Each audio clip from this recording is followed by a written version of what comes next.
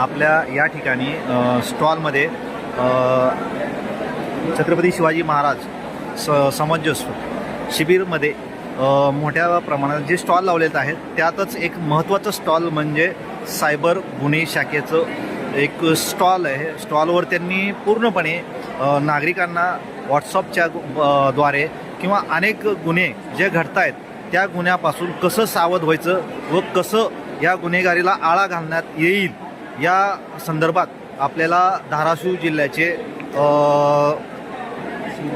Shinde sir हे आपल्याला थोडक्यात शेळके सर आणि शिंदे सर हे आपल्याला थोडक्यात माहिती सांगत आहे. सर काय गुन्हेगारीला आळा घालण्यासाठी आपल्याकडे कोणती माहिती आहे, माहिती सांगा.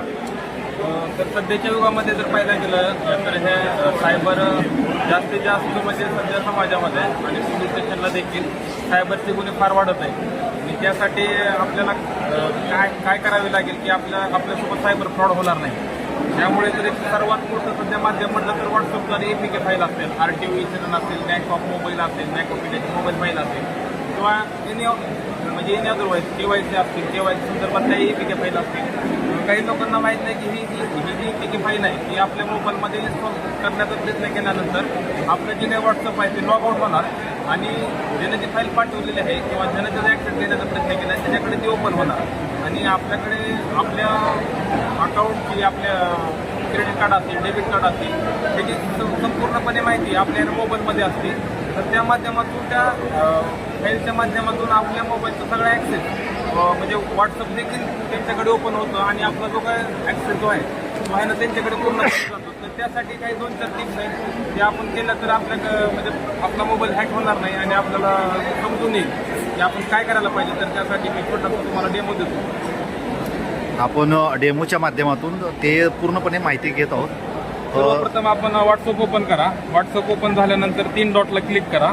3 डॉटला क्लिक केल्यानंतर सेटिंगमध्ये या. सेटिंगमध्ये आल्यानंतर अकाउंटला या. अकाउंटमध्ये सर इथं आपल्याला 2 स्टेप व्हेरिफिकेशन नावाचा एक ऑप्शन दिसेल. त्याला सर आपण हा आपला बंद असेल तर आपण हा टर्न ऑन करायचा आहे. टर्न ऑन केल्यानंतर 1, 2, 3, 4 असं न टाकता ऑर्डिनरी आपण कोणताही सांग की जो की आपल्या ही नंतरही लक्षात राहील असा आपल्याला पासवर्ड तयार करायचा आहे. फॉर एक्झाम्पल मी टाकला 786 टाकला. त्यानंतर रिकन्फर्म केला. त्यानंतर सेव्ह केला. तर आता हा तुमचं 2 स्टेप व्हेरिफिकेशन पूर्ण झालेलं आहे आणि आता यानंतर आपण काय करायचं इथं प्रायव्हसीमध्ये यायचं. प्रायव्हसीमध्ये आल्यानंतर सगळ्यात खाली लास्टला बघितलं तर एक ॲडव्हान्स नावाचं तुम्हाला एक ऑप्शन दिसेल. ॲडव्हान्सला क्लिक करायचं आहे. तर ब्लॉक अननोन अकाउंट मेसेजला क्लिक करायचं आहे. प्रोटेक्ट IP ॲड्रेस इन कॉलला क्लिक करायचं आहे. डिसेबल लिंक प्रिव्ह्यूजला क्लिक करायचं आहे. त्यानंतर स्ट्रिक्ट अकाउंट सेटिंगला क्लिक करायचं आहे. त्यानंतर नेक्स्ट. त्यानंतर टर्न ऑन करायचे आहे. यानंतर ही तुम्ही एवढ्या जरी सेटिंग केल्या तरी तुमच्या मोबाईलमध्ये कोणतीही APK फाईल डाउनलोड होणार नाही जोपर्यंत तुम्ही डाउनलोड करीत नाही. फॉर एक्झाम्पल जरी तुम्ही केली आणि जर का तुमच्या मोबाईलच्या पुढच्या व्यक्तीने जर काय ॲक्सेस घेण्याचा प्रयत्न केला तर पहिल्यांदा त्याला 2 स्टेप व्हेरिफिकेशनला जो तुम्ही कोड टाकलेला आहे तो तुम्हाला टाकावा लागेल. तोपर्यंत त्याच्याकडे देखील जे व्हॉट्सअप आहे ते ओपन होणार नाही. त्यामुळे तुमच्या पैसे असतील अकाउंटवरले हे असतील, तुमचा डाटा असेल, फोटोज असतील ते तुमच्या पुढच्या व्यक्तीकडे जाणार नाही. सर आता अजून तुम्ही काय नागरिकांना सांगू शकतात, गुन्ह्यापासून कसं तुम्ही रोखू शकतात हे थोडक्यात 2 शब्दात सांगा. गुन्ह्यापासून रोखण्यासाठी सर्वप्रथम तुमचं व्हॉट्सअप असू द्या ते प्रायव्हेट करायला पाहिजे. फेसबुक, इंस्टाग्राम हे सगळं पब्लिक न करता प्रायव्हेट करायला पाहिजे. प्रायव्हेट केल्यानंतर तुमचं कुठली गोष्ट हॅक होणार नाही. तुमचं इंस्टाग्राम असू द्या किंवा फेसबुक असू द्या या माध्यमातून प्रमाण खूप वाढत आहे सध्या.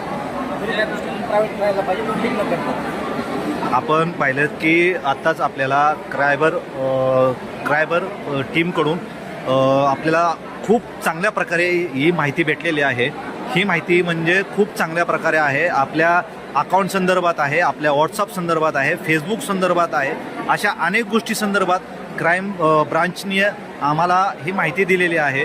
ही माहिती आपण आपल्या प्रेक्षकांपर्यंत पोहोचवत आहोत. तरी सर्वांनी या माहितीचं आवर्जून ही व्हिडिओ पाहावे आणि या व्हिडिओला जास्तीत जास्त शेअर करून प्रत्येक नागरिकांपर्यंत हा व्हिडिओ पोहोचला पाहिजे. धन्यवाद.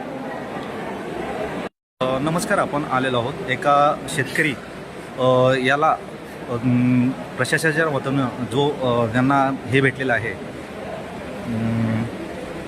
तुकडे विभागाचं वतीनं शासनाकडून त्यांना समाधान कार्य भेटलेलं आहे. तरी आपण आपले भूम तहसीलदार जयवंत साहेब यांना आपण विचारू की जे आपल्या शेतकरी आहेत त्यांना कसला लाभ दिला आणि किती दिवसात दिला सर?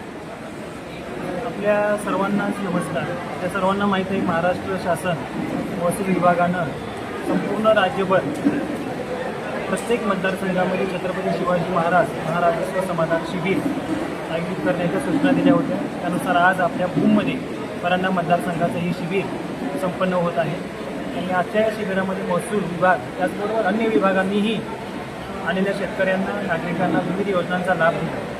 आणि आपल्या महसूल प्रशासनानं महत्त्वाचा निर्णय घेतलेला आहे.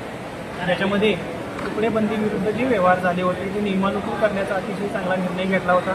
त्याच्यामध्ये सुद्धा आम्ही प्रसिद्धी करून अशा शेतकऱ्यांनी ज्यांनी असे दस्त नोंदवले होते त्याची नोंदणी होत नव्हती असे आम्ही आवाहन केलं होतं. आणि अशांची नोंदणी आम्ही तलाठ्याच्या मार्फत केलेली आहे. आपल्याबरोबर आज मौजे इडा येथील एक लाभार्थी स्वतः उपस्थित आहेत ज्यांनी या योजनेचा लाभ घेतलेला आहे. ते सुद्धा आपल्याशी आपली प्रतिक्रिया देऊ इच्छित आहे. भानुदास सुंदरकांत खोगरे राहणार एडा. 1997 साली मी 2 गुंठे जागा खरेदी केली होती, परंतु तुकडेबंदीच्या मुळं याची नोंद होत नव्हती. आता शासनाने महसूल विभागामार्फत या योजनेचा लाभ मला मिळाला आणि याच्यावरती या सातबारावरती माझी नोंद झाली. धन्यवाद आणि सरकारचे शासनाचे आभार.